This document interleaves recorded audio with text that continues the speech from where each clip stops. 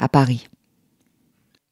À Paris, ces messieurs du tout Paris parlent d'or, ces messieurs parlent finance, ces messieurs parlent chiffres, ces messieurs parlent d'art, ces messieurs parlent d'abondance, ces messieurs parlent métaphysique, voiture et politique, ces messieurs parlent haut, et puis pour parler femmes, ces messieurs parlent argot.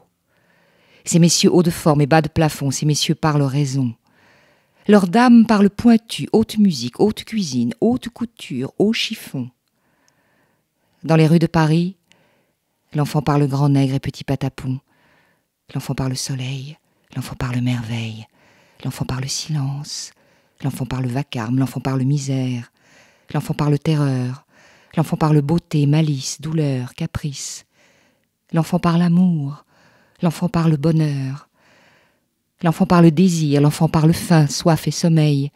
L'enfant parle délire et affaires de famille. L'enfant parle funèbre et larmes de crocodile. L'enfant parle chien savant, perroquet érudit, chinois de paravent. L'enfant parle scandale, hôpital, carnaval, conflagration mondiale. L'enfant parle déchirant, parle déconcertant. L'enfant parle mystère, choquant et déplaisant. L'enfant parle incongru, à son corps défendu. Dans les rues de Paris, l'enfant parle travesti et nu.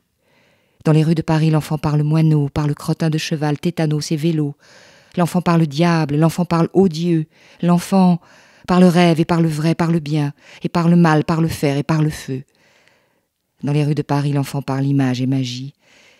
Et dans les images innées de son langage imaginaire, l'enfant découvre le monde. Et le monde n'est pas fier.